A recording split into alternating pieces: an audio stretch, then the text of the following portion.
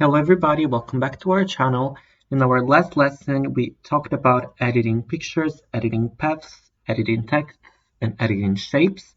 But in today's lesson, we're going to talk about filters. So let's go ahead and let's select a shape, for example, a square like this. So you'll see that this window just opened up right here. This is the filter window. And now we're going to explore it. Let's start with the color right here. We can have this shape with color or without color, like this. We can also modify the color by modifying the opacity. So right now is 100%, and then 44, and then 0, which is of course no color at all, like this. And we can also change the color. So for example, we can go with a bright green, like this. Or we can go with a blue, or with red, and so on.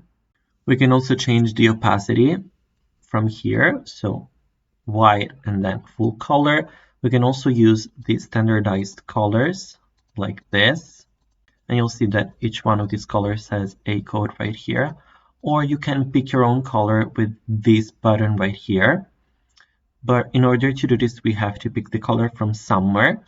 So we have two options. For example, we can search for an image from here. So for example, let's look for star, and then we can select one of these. But remember that if I click on one of these, you'll see, for example, this one, that I have to download it with the premium account. So I have to go premium to have it. So let's just close this.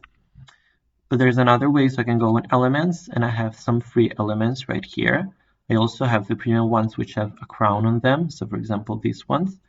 But let's go ahead and select, for example, a badge like this one. Okay, so we can go ahead and select it like this. And now I can go back to color and then go to this button and then pick the color from here. So I can have this one, or the pink one, or the lighter pink, the darker pink. So let's go with this one like this. And then I can also go ahead and change the border. So as of now, it is invisible, but I can make it visible by taking this box right here, like this. I can make it bigger, like that. And I can also change the color. So I can have it orange or brownish. And I can also pick the color from here as well. I can also cast a shadow. So let's have a shadow from here. I can change its color, so let's have it this blue right here. Perfect. And then I can move it, so I can move it along the x-axis and along the y-axis like this. As of now, you can see that it really looks like another square, but I can make it blurrier like this, so it has a nice blur to it. Another thing that I can do is changing the color of the fill of the square based not on color, but based on a gradient. So I have two options, a linear one or a radial one. So I can go on linear. So this is my gradient. I can click on color right here, and you'll see that I have 3 points. So one for every single shade for my gradient. So for example, I select on the first one and I can have it go red. Then I can go on the second one and I can make it go white, and then I can stick with the black.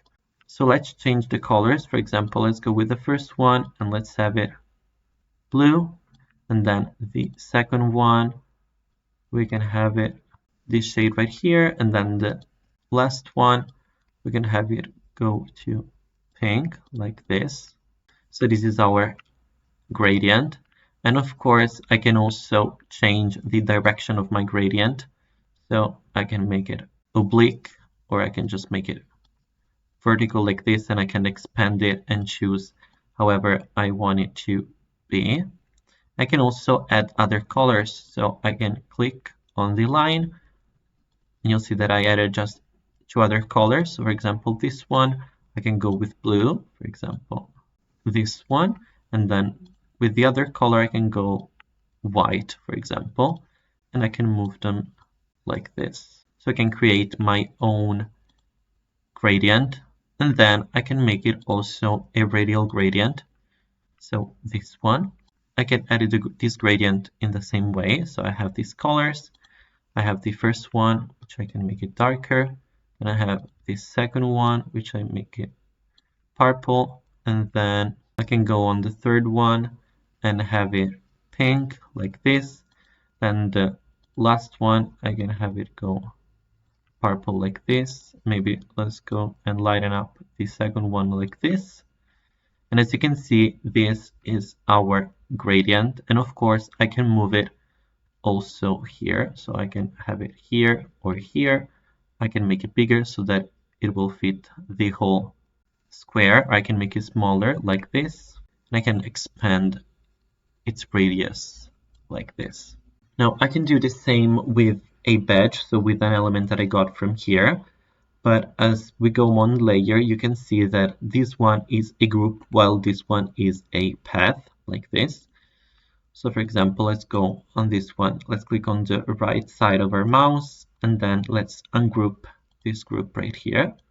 So right now we can edit it because we have different paths like this. So these ones are all the paths of this badge. Then we have this one, which is our square.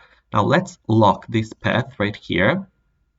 So right now I cannot even select it. I cannot move it. And let's make it invisible so that we can work on our path right here. So let's move them like this in group. And then let's go ahead with our first layer, this one. So let's change its color. Let's have it a bit more bluish like this. Then let's have it have a border. So opacity full, and then let's go to this magenta border right here. Perfect. Okay, then we can go on our ribbon and then we can create a gradient, a linear one. So let's go on the colors and let's edit them. Let's add a few other colors like this. So with the first one, let's go to blue. And then with the second one, let's go to a darker blue like this. Then with the third one, let's go to purple like this. And then with the fourth one, let's go to a lighter purple. Okay. And then with the fourth one, let's go to magenta like this. Now let's go ahead and select these two wings also. Let's have them with a radial gradient. So let's go ahead and let's select our colors. So let's have them blue like this. Then the second one with the darker purple.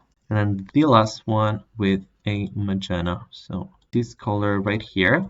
Now we can go ahead and change the radius of our gradient so that I can have all colors. So I can move them like this and make it a bit smaller. Then I can move them back to badge like this, as you can see. I can also change this color right here. And instead of color, I can put an image. Okay, so I can go on image and I can select it from my computer. So I can have this picture right here. As we saw in our previous video, we can double click on this and then we can edit the picture as well as the path. So I can make the picture bigger like this and I can center it. Okay, let's have it a bit bigger too, like this. Okay, perfect. So this is our picture right now. Let's go back to layers and let's group them. So like this, as you can see, we have our group right here. Now let's lock this group and now let's unlock our other group right here. And we can do the same with this one. So for example, we can go instead of gradient, we can put a picture. Let's click here. And here we have our picture. Let's lock this. And so this is our file right now. So if I want to export this file, we can go on this button right here, which is export, like this. This is my file. So right now it is an SVG picture, but I can have it also PNG like this, or I can have it JPEG, so with a white background. I can decide which part of my document to export. So for example, right now it is page because I only have one page, but if I had more pages, I could have chosen only one of them or two of them. I can decide the zoom in or the zoom out. I can also decide its quality and its pixels and then its width and its height like this, and the quality like this. So none or all like this. And I can download it or print it, or I can just share it in one of the social media or with the URL.